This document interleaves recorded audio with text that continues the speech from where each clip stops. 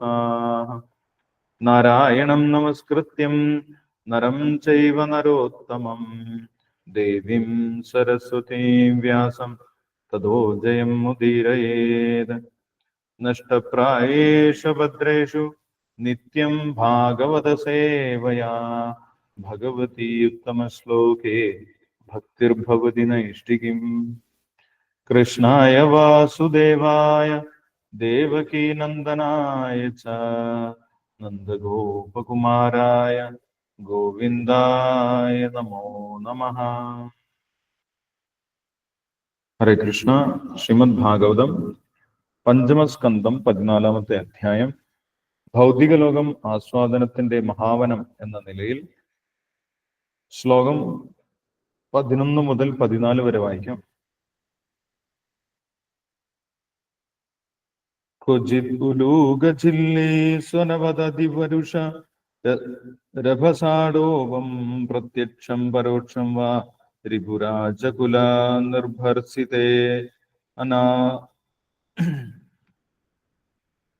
നിർഭർസിതേന അതിവ്യദിത കർണമൂല ഹൃദയഃ സ യദാ ദുഃഖപൂർവ സുകൃതസ്തദാ കാരസ്കരാകാഗതുണ്ഡാദി അപുണ്യ ദ്രുമലതാ വിശോദാപാനവത് ഉഭയാർത്ഥശൂന്യദ്രവിണാൻ ജീവൻ മൃതാൻ സ്വയം ജീവൻ മ്രിയമാണ ഉപധാവതി. ഏകദാ സത്പ്രസംഗാൻ നികൃതമതിർ വ്യുതകസ്രോതസ്ഖലനവത് ഉഭയതോപി ദുഃഖദം പാഖണ്ഡം അഭിയാതി. യഥാ തൂ പരബാധയാന്ത ആത്മനേനോപനം മതി തദാ ഹി പിതൃപുത്ര ബർഹിഷ്മത പിതൃപുത്രാൻ വാസാ ഖലു ഭക്ഷയതി. വിവർത്തനം വായിച്ചോളൂ. ഹരേ കൃഷ്ണ പ്രഭുജി. ജയശ്രീ മാതാജി വായിച്ചോ. ഹരേ കൃഷ്ണ. ഓം നമോ ഭഗവതേ വാസുദേവായ. ഓം നമോ ഭഗവതേ വാസുദേവായ. ഓം നമോ ഭഗവതേ വാസുദേവായ. ശ്രീമദ് ഭാഗവതം പഞ്ചമസ്കന്ധം അധ്യായം 14 ഭൗതിക ലോകം ആസ്വാദനത്തിന്റെ മഹാവനം എന്ന നിലയിൽ. ശ്ലോകം 11. ക്വചിത് ഉല്ലൂഖദില്ലി സ്വനവത് ആദിപുരുഷരസാടോപം പ്രത്യക്ഷം പരോക്ഷം വാ രിപുരാജകുല നിർഭർസിതേന അതിവിധിത കർണമൂലഹൃദയഃ. വിവർത്തനം. ചിലപ്പോൾ ജീവസത്ത ശത്രുക്കളുടെ ശിക്ഷകളാലും സർക്കാർ ഉദ്യോഗസ്ഥരുടെ പ്രത്യക്ഷവും പരോക്ഷവുമായുള്ള പരുഷ വാക്കുകളാലും വളരെ ദുഃഖിതനാകുന്നു. ആ സമയത്ത് അവന്റെ ഹൃദയവും കാതുകളും വല്ലാതെ വിഷമിക്കുന്നു. അത്തരം ശിക്ഷകളെ മൂങ്ങകളുടെയും ചീവീടുകളുടെയും ശബ്ദങ്ങളോട് സാദൃശ്യപ്പെടുത്താവുന്നതാണ്. ഹരേ കൃഷ്ണ. ശ്ലോകം 12. സയദാ ദുഃഖപൂർവ സുഹൃതസ്തദാ കാരസ്കര കാകതുണ്ഡാദ്യ അപുണ്യ ദ്രുമലതാ വിഷാദപാനവതു ഉഭയാർത്ഥശൂന്യദ്രവിണാൻ ജീവൻ മൃതാൻ സ്വയം ജീവൻ മ്രിയമാണ ഉപധാവതി. വിവർത്തനം. ഹരികൃഷ്ണ. ജീവാത്മാവ് അവന്റെ കഴിഞ്ഞ ജീവിതത്തിലെ പുണ്യകർമ്മങ്ങളുടെ ഫലമായി ഈ ജീവിതത്തിൽ ഭൗതിക സൗകര്യങ്ങൾ നേടുന്നു. അത് അവസാനിക്കുമ്പോൾ അവൻ സമ്പത്തുകളെയും പണത്തെയും ശരണം പ്രാപിക്കുന്നു. അവയ്ക്കാകട്ടെ ഈ ജീവിതത്തിലോ അടുത്ത ജീവിതത്തിലോ അവനെ സഹായിക്കാൻ കഴിവില്ല. അതുമൂലം അവൻ ആ സമ്പത്തുകൾ കൈവശമുള്ളവരെ സമീപിക്കുന്നു. ആ സമ്പത്തുള്ളവൻ മരിച്ചതിന് തുല്യം ജീവിക്കുന്നു. അത്തരം ആളുകൾ ശുദ്ധ വൃക്ഷങ്ങളോടും ലതകളോടും വിഷജലം നിറഞ്ഞ കിണറുകളോടും ഉപമിക്കപ്പെടുന്നു. ഹരികൃഷ്ണ. ശ്ലോകം 13.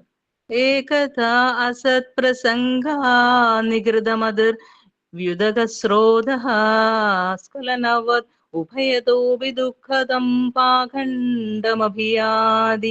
വിവർത്തനം. ചില സന്ദർഭങ്ങളിൽ ബദ്ധാത്മാവ് ഭൗതിക ലോകമാകുന്ന വനത്തിലെ ദുഃഖം ശമിപ്പിക്കാൻ നാസ്തികരിൽ നിന്ന് വില കുറഞ്ഞ അനുഗ്രഹങ്ങൾ സ്വീകരിക്കുന്നു. അവരുടെ സമ്പർക്കത്തിൽ അവന് എല്ലാ ബുദ്ധിയും നഷ്ടപ്പെടുന്നു. ചൂട് ശമിപ്പിക്കാൻ തീരെ ആഴമില്ലാത്ത ഒരു നദിയിലേക്ക് ചാടുന്നതിന് തുല്യമാണിത്. അതിന്റെ ഫലമായി നദിയുടെ അടിത്തട്ടിലടിച്ച് അവന്റെ ശിരസിൽ മുറിവുകൾ ഉണ്ടാകുന്നു. താപം ശമിക്കുന്നുമില്ല, മുറിവുകൾ വേറെയും. അങ്ങനെ രണ്ടു വിധത്തിലും അവൻ ദുരിതം അനുഭവിക്കുന്നു. തെറ്റായി നയിക്കപ്പെടുന്ന ബദ്ധാത്മാവ് വേദതത്വങ്ങൾക്കെതിരെ പ്രഭാഷണങ്ങൾ നടത്തുന്ന സന്യാസിമാരെയും സ്വാമിമാരെന്നും പറയപ്പെടുന്നവരെയും സമീപിക്കുന്നു. അവന് അവരിൽ നിന്ന് ഇപ്പോഴോ ഭാവിയിലോ ഒരു പ്രയോജനവും ലഭിക്കുന്നില്ല. ഹരേ കൃഷ്ണ. ശ്ലോകം 14. യദാതു പരബാധയാന്ത ആത്മനേ ന ഉപനമതി ദദാഹി പിതൃപുത്ര ബർഹിഷ്മതഃ പിതൃപുത്രാൻ വാസ ഖലു ഭക്ഷയതി. വിവർത്തനം. ഈ ഭൗതിക ലോകത്തിൽ ബദ്ധാത്മാവിന് അന്യരെ ചൂഷണം ചെയ്യാതെ സ്വന്തം ജീവിതോപാധി കണ്ടെത്താൻ കഴിയാതെ വരുമ്പോൾ അവൻ സ്വന്തം പിതാവിനെയോ പുത്രനെയോ ചൂഷണം ചെയ്യുകയും അവരുടെ സ്വത്തുകൾ വളരെ നിസ്സാരങ്ങളാണെങ്കിൽ പോലും അവ അപഹരിക്കുകയും ചെയ്യുന്നു. അതിന് കഴിയാതെ വന്നാൽ അവർക്കും മറ്റു ബന്ധുക്കൾക്കും എല്ലാവിധ കുഴപ്പങ്ങളും ഉണ്ടാക്കുന്നു. ഹരേ കൃഷ്ണ. ഹരേ കൃഷ്ണ കൃഷ്ണ കൃഷ്ണ ഹരേ ഹരേ, ഹരേ രാമ രാമ രാമ ഹരേ ഹരേ. ഹരേ കൃഷ്ണ. ഹരേ കൃഷ്ണ. Thank you Jayashree Mataji. ഹരേ കൃഷ്ണ. അപ്പോൾ ശുഖദേവ് ബ്രഹ്മർഷി പരീക്ഷിത് മഹാരാജാവിന് ജഡഭരതൻ പറഞ്ഞിട്ടുള്ള ആ ഒരു ആലങ്കാരികമായിട്ടുള്ള സംഭാഷണത്തെ വിശദീകരിച്ച് പറഞ്ഞു കൊടുക്കുകയാണ്.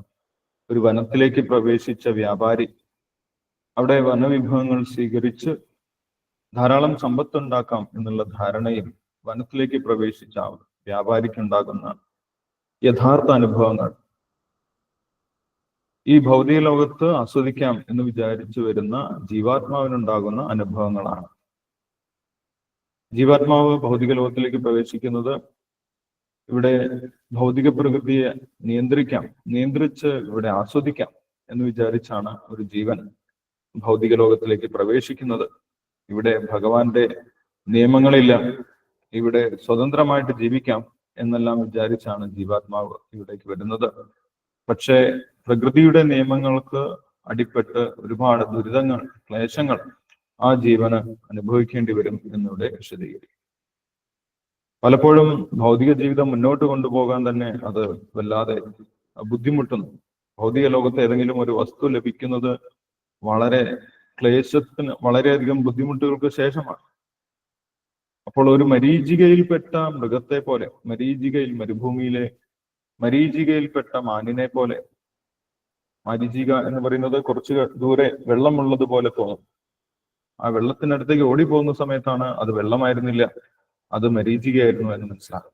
അപ്പോൾ തൊട്ടപ്പുറത്ത് വീണ്ടും ജലമുള്ളത് പോലെ തോന്നും, അവിടേക്ക് ഓടിപ്പോകും. അവിടെ എത്തുന്ന സമയത്ത് അവിടെ വെള്ളം ഉണ്ടാകുന്നുണ്ട്. ഇങ്ങനെ മരീചികയിൽപ്പെട്ട ഒരു മൃഗത്തിനെ പോലെ ഭൗതിക വസ്തുക്കൾ നേടുന്നതിന് വേണ്ടി ഒരു ജീവൻ ഇവിടെ വല്ലാതെ അലഞ്ഞു നടക്കേണ്ടി വരുന്നു എന്ന് കഴിഞ്ഞ ദിവസം നമ്മൾ കണ്ടിട്ടുണ്ടായിരുന്നു. അപ്പോൾ ഇവിടെ 11ാമത്തെ ശ്ലോകത്തിൽ പറയുന്നത് പുലൂക ജില്ലീസ്വനവർ, കഠോരമായിട്ടുള്ള ശബ്ദങ്ങൾ വനത്തിൽ പോകുന്ന സമയത്ത് ഭയപ്പെടുത്തുന്നതും അലോസരപ്പെടുത്തുന്നതും അസ്വസ്ഥതയുണ്ടാക്കുന്നതുമായിട്ടുള്ള ശബ്ദങ്ങൾ വനത്തിൽ കേൾക്കാൻ സാധിക്കും. അപ്പോൾ വ്യാപാരി സ്വസ്ഥമായിട്ടിരിക്കാം, സമാധാനമായിട്ടിരിക്കാം എന്ന് വിചാരിക്കുന്ന സമയത്താണ് അവിടെ ചില്ലി എന്ന് പറയുന്നത് ചീവീടിന്റെ, കാട്ടിൽ വനത്തിൽ പോയവർക്കറിയാം, സൈലന്റ് വാലി പോലെയുള്ള പ്രദേശത്ത് നമ്മൾ കാട്ടിൽ പോയി കഴിഞ്ഞാൽ അറിയാം, നമ്മൾക്ക് സംസാരിക്കുന്നത് പോലും മനസ്സിലാക്കാൻ പറ്റാത്ത രീതിയിൽ അവിടെ കാത് തുളപ്പിക്കുന്ന ചീവീടുകളുടെ ശബ്ദം, കൂട്ടമായിട്ട് അവരങ്ങനെ ശബ്ദം ഉണ്ടാക്കിക്കൊണ്ടേയിരിക്കും. അത് വലിയ അസ്വസ്ഥത ഉണ്ടാക്കുന്നതാണ്. കാത് തുളപ്പിക്കുന്ന തരത്തിലുള്ള പരുഷമായിട്ടുള്ള ശബ്ദം ഉണ്ടാവും എന്നാണ് പറയുന്നത്. അതേപോലെ മൂങ്ങയുടെ പുലൂകം എന്ന് പറയുന്നത് മൂങ്ങയാണ്. ആ മൂങ്ങയുടെ ഭയപ്പെടുത്തുന്ന ശബ്ദം രാത്രി സമയത്ത് സ്വസ്ഥമായിട്ട് കിടക്കാം എന്ന് വിചാരിക്കുന്ന സമയത്താണ് 2 മൂങ്ങകൾ ചേർന്ന് ഭയപ്പെടുത്തുന്ന തരത്തിലുള്ള ശബ്ദമുണ്ടാക്കുന്നത്. ഇതെല്ലാം വനത്തിൽ സ്വസ്ഥമായിട്ടിരിക്കാം എന്ന് വിചാരിക്കുന്ന ഒരു വ്യക്തിക്ക് വിപരീതമായിട്ടുള്ള അനുഭവങ്ങളാണ്. അപ്പൊ എന്താണ് ഈ ചീവീടിന്റെ ശബ്ദം എന്നാണ് ഇവിടെ വിശദീകരിക്കുന്നത്. ആ ചീവീടിന്റെ പരുഷമായിട്ടുള്ള ശബ്ദം എന്ന് പറയുന്നത് ഒരു വ്യക്തിയുടെ ശത്രുക്കളിൽ നിന്നുള്ള പരുഷമായിട്ടുള്ള ഭീഷണികളാണ്. പല പല കാര്യങ്ങളുടെയും പേരിൽ ശത്രുക്കൾ അവനെ ഭീഷണിപ്പെടുത്തും. നിന്നെ കൊന്നുകളയും എന്നൊക്കെ ഉള്ള രീതിയിൽ അവനെ ഭീഷണിപ്പെടുത്തും. ആ ഭീഷണിപ്പെടുത്തുന്ന ശബ്ദമാണ് ചീവീടിന്റെ ശബ്ദം എന്ന് പറയുന്നത്. അപ്പോൾ നമ്മൾ ആരെയും ശത്രുക്കളാക്കിയില്ലെങ്കിൽ പോലും ഈ ലോകത്തിന്റെ സ്വഭാവം അനുസരിച്ച് നമ്മൾക്ക് ശത്രുക്കൾ ഉണ്ടാകും. നമ്മൾക്ക് ആരോടും ശത്രുതയില്ലെങ്കിൽ പോലും ലോകത്തിന്റെ സ്വഭാവം അനുസരിച്ച് നമ്മളോട് ശത്രുതയുണ്ടാകും ആളുകൾക്ക്. അത് ലോകത്തിന്റെ സ്വഭാവമാണ്. അങ്ങനെ അവരെ ഭീഷണിപ്പെടുത്തുന്ന രീതിയിൽ സംസാരിക്കും, വളരെ പരുഷമായിട്ട് സംസാരിക്കും. അത് ആ വ്യക്തിയിൽ വലിയ വേദനയുണ്ടാക്കും, വലിയ ഭയമുണ്ടാക്കും. അല്ലെ, മൂങ്ങകളുടെ ഭയപ്പെടുത്തുന്ന ശബ്ദം എന്ന് പറയുന്നത് ഉലൂകം മൂങ്ങയുടെ ഭയപ്പെടുത്തുന്ന ശബ്ദം എന്ന് പറയുന്നത് നമ്മളെക്കാൾ ഉയർന്ന ഉദ്യോഗസ്ഥന്മാരുടെ ഭീഷണികളാണ്. ഓഫീസിൽ ചെല്ലുന്ന സമയത്ത് നമ്മുടെ മാനേജർ അല്ലെങ്കിൽ ഉയർന്ന ഉദ്യോഗസ്ഥൻ നമ്മളെ ഭീഷണിപ്പെടുത്തുന്ന രീതിയിൽ സംസാരിക്കും. എന്തുകൊണ്ട് ഇന്നലത്തെ ജോലി തീർത്തില്ല, എന്തുകൊണ്ട് ലേറ്റായി എന്നൊക്കെ പറഞ്ഞിട്ട്, ഇതിങ്ങനെയാണോ ചെയ്യേണ്ടത് എന്നൊക്കെ പറഞ്ഞിട്ട് പല രീതിയിൽ ഭീഷണിപ്പെടുത്തും. ഇങ്ങനെയാണെങ്കിൽ ജോലിയിൽ തുടരേണ്ട ആവശ്യമില്ല എന്ന് പറയും, ഞങ്ങൾ വേറെ ആളെ നോക്കിക്കോണം എന്ന് പറയും. അപ്പോൾ അവിടെ വലിയൊരു ഇൻസെക്യൂരിറ്റി ഫീലിംഗ് ഉണ്ടാകും. എന്റെ ജോലി നഷ്ടപ്പെടുമോ എന്നൊക്കെ പറഞ്ഞ് നമുക്ക് ഭയം ഉണ്ടാകും. അവർ ചിലപ്പോൾ വളരെ മോശമായിട്ടുള്ള വാക്കുകൾ സംസാരിക്കും. അല്ലെ, അതൊക്കെ നമ്മളിൽ വലിയ വിഷമം ഉണ്ടാക്കും. ചിലപ്പോൾ ഗവൺമെന്റിന്റെ ചില ഉദ്യോഗസ്ഥന്മാരും ഭീഷണിപ്പെടുത്തും എന്നാണ് പറയുന്നത്. ഇവിടെ പറയുന്നുണ്ട് രാജകുല നിർഭർജിതേ, രാജകുലം ഗവൺമെന്റിന്റെ ഭാഗത്തു നിന്ന്, പോലീസിന്റെ ഭാഗത്തു നിന്നും ചിലപ്പോൾ ഭീഷണികൾ ഉണ്ടാകും. പല ഡിപ്പാർട്ട്മെന്റും നമ്മളോട് പല നോട്ടീസുകൾ അയക്കും. ഇങ്ങനെയുള്ള അനുഭവങ്ങളൊക്കെ ഇവിടെ ഉണ്ടാകും എന്ന് പറയും. അടുത്ത ശ്ലോകത്തിൽ പറയുന്നത് ചില സമയത്ത് നമ്മുടെ കയ്യിലുള്ള പണം ഒക്കെ തീരുന്ന സമയത്ത്, പൂർവ്വജന്മത്തിലെ പുണ്യം കൊണ്ടാണ് ഈ ജന്മത്തിൽ നമ്മൾക്ക് ഐശ്വര്യം അനുഭവിക്കാൻ സാധിക്കുന്നത്, സമ്പത്ത് അനുഭവിക്കാൻ സാധിക്കുന്നത്. പക്ഷെ ചിലപ്പോൾ ആ കർമ്മം തീരുന്ന സമയത്ത് നമ്മുടെ കയ്യിലുള്ള പണമൊക്കെ ഇല്ലാതാവും, സമ്പത്തൊക്കെ ഇല്ലാതാവും. അപ്പോൾ പല ആളുകളും പെട്ടെന്ന് സമ്പത്ത് ഉണ്ടാക്കാൻ പറ്റുന്ന ചില വഴികളൊക്കെ പറഞ്ഞു കൊടുക്കും. അധാർമികമായിട്ടുള്ള മാർഗത്തിൽ, തെറ്റായിട്ടുള്ള മാർഗത്തിൽ പണം സമ്പാദിക്കാം, അങ്ങനെയും പണം ഉണ്ടാക്കാം എന്ന് പറഞ്ഞു കൊടുക്കും. അപ്പോൾ അത് കേട്ട് അതനുസരിച്ച് പ്രവർത്തിക്കുന്ന വ്യക്തികളെയാണ് അടുത്ത ശ്ലോകത്തിൽ പറയുന്നത്. അധാർമികമായിട്ടുള്ള മാർഗത്തിൽ പണം ഉണ്ടാക്കി സമ്പത്ത് അനുഭവിക്കാം, സുഖമായിട്ട് ജീവിക്കാം എന്ന് വിചാരിക്കുന്നവർ എന്താണ് യഥാർത്ഥത്തിൽ ചെയ്യുന്നത് എന്നാണ് ഇവിടെ പറയുന്നത്. കാരസ്കര കാകതുണ്ടാദ്യ, കാരസ്കരം കയ്പുണ്ടാകുന്ന ഫലങ്ങൾ ഉണ്ടാകുന്ന മരങ്ങൾ, കാകതുണ്ടാക്യം വലിയ കൂർത്ത മുള്ളുകൾ ഉണ്ടാകുന്ന മരങ്ങൾ, ഇങ്ങനെയുള്ള അപുണ്യവൃക്ഷ, പാപം നിറഞ്ഞ വൃക്ഷങ്ങളെയാണ് അവര് വളർത്തുന്നത് എന്ന് പറയും. അധാർമിക മാർഗത്തിൽ ധനം സമ്പാദിക്കുന്നത് ഏതുപോലെയാണ്? വിഷവിത്തുകൾ, വിഷ നിറഞ്ഞ ഫലങ്ങൾ ഉണ്ടാകുന്ന വൃക്ഷങ്ങൾ നട്ടുവളർത്തുന്നത് പോലെയാണ് എന്നാണ്. അപ്പോൾ ആദ്യം അത് നല്ല രീതിയിൽ വളരുന്നതായിട്ട് കാണാൻ സാധിക്കും. അധാർമിക മാർഗത്തിലാണെങ്കിലും പണം സമ്പാദിക്കാൻ തുടങ്ങി കഴിയുമ്പോൾ ഇതാണ് നല്ല വഴി, ഇത്ര എളുപ്പത്തിൽ നമുക്ക് പണം കിട്ടും എന്ന് വിചാരിക്കും. അങ്ങനെ ആ ഒരു പാപം നിറഞ്ഞ വൃക്ഷം വളർന്നു വരും. പക്ഷെ അതിന്റെ ഫലം എന്താണ്? അതിന്റെ കായയിൽ എന്താണ്? വിഷം നിറഞ്ഞ ഫലങ്ങളാണ് ഉണ്ടാകുന്നത്. അപ്പോൾ ആദ്യമൊക്കെ വളരെ സുഖമായിട്ട് തോന്നും, പക്ഷെ പിന്നീട് അതിന്റെ ഫലം എന്തായിരിക്കും?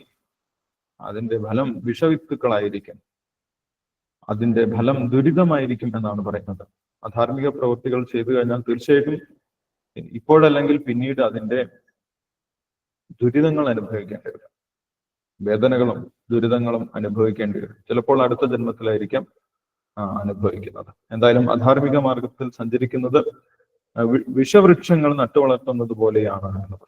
അതും വളർന്നു വരും, അതും വളർന്നു വലുതാവും, പടർന്നു പന്തലിക്കും.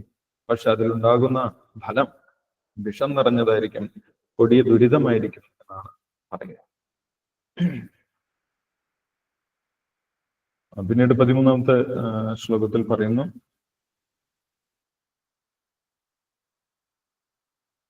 ചില സമയത്ത് ആളുകൾ യഥാർത്ഥമല്ലാത്ത വ്യക്തികളിൽ നിന്ന് ഉപദേശം കേൾക്കുന്നു. ചിലപ്പോൾ ആത്മീയ മാർഗത്തിലൊക്കെ പോകാം എന്നൊക്കെ വിചാരിച്ച് ചില ആളുകൾ തീരുമാനിക്കുന്ന സമയത്താണ് ഏകദാസ പ്രസംഗ ചില ആളുകൾക്ക് നല്ല രീതിയിൽ സംസാരിക്കാൻ അറിയാം. ആളുകളെ എങ്ങനെ സംസാരിച്ച് വശത്തിലാക്കാം എന്നറിയാം. അവരെന്താണ് സംസാരിക്കുന്നത്? അവര് വേദങ്ങൾക്ക് വിപരീതമായിട്ടുള്ള കാര്യങ്ങളാണ് സംസാരിക്കുന്നത്. എന്താണോ ശാസ്ത്രത്തിൽ പറഞ്ഞിട്ടുള്ളത് അതിന്റെ വിപരീതമാണ് സംസാരിക്കുന്നത്. പക്ഷെ സംസാരം വളരെ മനോഹരമാണ്. അതുകൊണ്ട് അവർ അതിൽ ആകർഷിതരായി പോകും, അല്ലെ? അവരോട് നല്ല രീതിയിൽ അവരാകർഷിക്കുന്ന രീതിയിൽ, പല രീതിയിൽ അവർക്ക് ആ സൈക്കോളജി അറിയാം. ആളുകളോട് എങ്ങനെ സംസാരിച്ചാൽ അവർ നമ്മുടെ കെണിയിൽ വീഴും എന്നറിയാം. അതുകൊണ്ട് അവരങ്ങനെ സംസാരിക്കും. അങ്ങനെ സംസാരിച്ച ആളുകളൊക്കെ അവരുടെ പുറകെ പോകും. അത് ഏതുപോലെയാണ്? വെള്ളമില്ലാത്ത നദിയിലേക്ക് എടുത്തു ചാടുന്നത് പോലെയാണ്, അല്ലെ? നദിയിൽ കുളിച്ചു കഴിഞ്ഞാൽ ഒരു ആശ്വാസമാകും. ഇതുവരെ പുറത്ത് വലിയ ചൂടാണ്, അപ്പോൾ നദിയിൽ ഒന്ന് കുളിച്ചു കളയാം എന്ന് വിചാരിച്ച് ആ നദിയിലേക്ക് എടുത്തു ചാടും ചില ആളുകൾ, വെള്ളമുണ്ടെന്ന് വിചാരിച്ചു. പക്ഷെ അതിൽ വളരെ കുറച്ച് വെള്ളം മാത്രമേ ഉള്ളൂ. അടിയിൽ പാറയാണ്. ആ പാറയിൽ തട്ടി തല പൊട്ടിപ്പോകും എന്നാണ് പറയുന്നത്. അപ്പോൾ തെറ്റായിട്ടുള്ള ഉപദേശങ്ങൾ കേൾക്കുന്ന കലിയുഗത്തിൽ പ്രത്യേകിച്ചും സന്യാസിമാരുടെയൊക്കെ വേഷത്തിൽ ഇരുന്നു കൊണ്ട് ശാസ്ത്രത്തിന് നേരെ വിപരീതമായിട്ട് സംസാരിക്കുന്ന ആളുകൾ, ആ ആളുകളെയാണ് ഇവിടെ വെള്ളമില്ലാത്ത പുഴ എന്ന് പറയുന്നത്. അവർ സംസാരിക്കുന്നത് കേൾക്കുന്ന സമയത്ത് നല്ല ആകർഷണം ഉണ്ടാകും. എന്നാൽ പിന്നെ അവരുടെ പുറകെ പോകാം. ശാസ്ത്രമൊന്നും നോക്കേണ്ട ആവശ്യമില്ല, അവരധികം നിയമമൊന്നും പറയുന്നില്ല എന്ന് വിചാരിച്ച് അവിടെ പോയാൽ ആശ്വാസമാകും എന്ന് വിചാരിച്ചു കഴിഞ്ഞാൽ അത് ആഴമില്ലാത്ത പുഴയിലേക്ക് എടുത്തു ചാടി തല പൊട്ടിക്കുന്നത് പോലെയാണ്. അപ്പൊ ഇങ്ങനെയുള്ള അബദ്ധങ്ങളൊക്കെ സംഭവിക്കാം. ശാസ്ത്ര വിചാരം കൂടാതെ ആരുടെയെങ്കിലും പുറകെ പോയി കഴിഞ്ഞാൽ അത് ദൈവത്തിന്റെ അവതാരമാണ് അല്ലെങ്കിൽ വലിയ ഗുരുവാണ് എന്നൊക്കെ പറഞ്ഞ് അവരുടെ പുറകെ പോയി കഴിഞ്ഞാൽ വെള്ളമില്ലാത്ത പുഴയിലേക്ക് എടുത്തു ചാടി തല പൊട്ടിക്കുന്നത് പോലെയുള്ള അവസ്ഥ ഉണ്ടാകും. കലിയുഗത്തിൽ ഇത് ധാരാളമായിട്ട് നമുക്ക് കാണാൻ സാധിക്കും. പിന്നീടാണ് ആ വ്യക്തിയുടെ യഥാർത്ഥ സ്വഭാവം പുറത്തു വരുന്നത്. അപ്പോഴേക്കും ആ വ്യക്തി പൂർണ്ണമായിട്ട് ആ വ്യക്തിയുടെ കുടുക്കിൽ പെട്ടുപോയിട്ടുണ്ടാകും.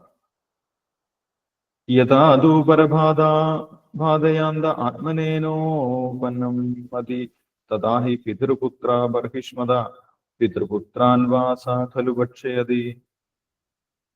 ഈ ലോകത്തിന്റെ സ്വഭാവം അത്ര സ്നേഹം നിറഞ്ഞതല്ല എന്നാണ് പറയുന്നത് അടുത്ത ശ്ലോകത്തിൽ, 14-ാമത്തെ ശ്ലോകത്തിൽ. നമ്മൾ ചിലപ്പോൾ എല്ലാവരുമായിട്ട് വളരെ സ്നേഹബന്ധത്തിൽ പെരുമാറും. പക്ഷേ നമ്മൾ ആ ഒരു സ്നേഹത്തിൽ കരുതുന്നവർ പോലും നമ്മളെ ചൂഷണം ചെയ്യാൻ സാധ്യതയുണ്ട് എന്നാണ് പറയുന്നത്. അല്ലെ, ഇവിടെ പിതൃപുത്ര ബന്ധം പോലും ചൂഷണത്തിന് വിധേയമാണ് എന്നാണ്. പിതാവ് വിചാരിക്കും പുത്രനെ ചൂഷണം ചെയ്യാം, അല്ലെ? എന്റെ ബിസിനസ്സിന് മകനെ തന്നെ ഉപയോഗിക്കാം. പിതാവിന് ബിസിനസ് ഉണ്ട്, മകനെ ഉപയോഗിച്ചു കഴിഞ്ഞാൽ പിന്നെ മകന് സാലറി ഒന്നും കൊടുക്കേണ്ട ആവശ്യമില്ല. ശമ്പളം കൊടുക്കാതെ ഒരാളെ കിട്ടി എന്നുള്ള പുത്രനാണല്ലോ എന്നുള്ള രീതിയിൽ അവനെ ചൂഷണം ചെയ്യും. പുത്രൻ പിതാവിനെയും ചൂഷണം ചെയ്യാൻ ശ്രമിക്കും, അല്ലെ? പിതാവിന്റെ സ്വത്ത് എനിക്ക് ലഭിക്കണം, ലഭിച്ചില്ലെങ്കിൽ പിന്നെ അവര് ശത്രുക്കളായി. ആ പിതൃപുത്ര ബന്ധമൊന്നും അവിടെ അവർക്ക് പിന്നെ മുന്നിൽ കാണുന്നില്ല. അപ്പോൾ ഈ ഭൗതികമായിട്ടുള്ള ബന്ധങ്ങളെല്ലാം സമ്പത്തിനെയും ധനത്തിനെയും ഒക്കെ അടിസ്ഥാനപ്പെടുത്തിയിട്ടുള്ളതാണ്. അതിന്റെ പേരിൽ പിതാക്കന്മാരും പുത്രന്മാരും തമ്മിൽ വലിയ വഴക്കും വക്കാണം ഒക്കെ ഉണ്ടാകും. അവർ ശത്രുക്കളായിട്ട് മാറും. അപ്പൊ ഇവിടെയുള്ള ബന്ധങ്ങൾ ആ യഥാർത്ഥത്തിൽ ആ സ്നിഗ്ധതയുള്ളതല്ല, സ്നേഹം നിറഞ്ഞതല്ല എന്ന് നമുക്ക് യാഥാർത്ഥ്യത്തിൽ കാണാൻ സാധിക്കും. കാരണം എന്താണ്? ഈ ലോകത്തിന്റെ സ്വഭാവം തന്നെ ജീവോ ജീവസ്യ ജീവനം എന്നാണ്. ഒരു വിധത്തിൽ അല്ലെങ്കിൽ മറ്റൊരു വിധത്തിൽ മറ്റൊരാളെ ചൂഷണം ചെയ്താണ് ഇവിടെയുള്ള ജീവിതം എന്ന് നമ്മൾക്ക് ചിന്തിക്കുന്ന സമയത്ത് മനസ്സിലാക്കാൻ സാധിക്കും. മറ്റൊരു വ്യക്തിയെ ചൂഷണം ചെയ്യാതെ ഒരു വ്യക്തിക്ക് മുന്നോട്ട് പോകാൻ കഴിയാത്ത അവസ്ഥയാണ് ഈ ഭൗതിക ലോകത്തിലുള്ളത്. അതാണ് ഭൗതിക ലോകത്തിന്റെ നിയമം. ജീവോ ജീവസ്യ ജീവനം. മറ്റൊരു ജീവിയെ ചൂഷണം ചെയ്താണ് അല്ലെങ്കിൽ അതിനെ ഭക്ഷിച്ചാണ് ഒരു വ്യക്തി ജീവൻ നിലനിർത്തുന്നത്. അപ്പോൾ അങ്ങനെ ചൂഷണം, കുടുംബ ബന്ധങ്ങളിൽ പോലും ചൂഷണം കാണാൻ സാധിക്കും എന്നാണ് പറയുന്നത്. അപ്പോൾ അവിടെ യഥാർത്ഥ സ്നേഹമില്ല, അവിടെ വെറുപ്പും ശത്രുതയും ഒക്കെ നിറയുന്നതായിട്ട് നമുക്ക് കാണാൻ സാധിക്കും. ബ്രഹ്മർഷി തുടർന്ന് വിശദീകരിക്കുന്നുണ്ട്. അത് നമുക്ക് അടുത്ത ദിവസങ്ങളിൽ നോക്കാം. നമുക്ക് നാമജപം തുടരാം. ഹരേ കൃഷ്ണ. ഹരേ കൃഷ്ണ പ്രഭുജി. ശ്രീകൃഷ്ണ ചൈതന്യ പ്രഭു നിത്യാനന്ദ ശ്രീ അദ്വൈത ഗദാധര ശ്രീവാസാദി ഗൗരവ. ഹരേ കൃഷ്ണ ഹരേ കൃഷ്ണ കൃഷ്ണ കൃഷ്ണ ഹരേ ഹരേ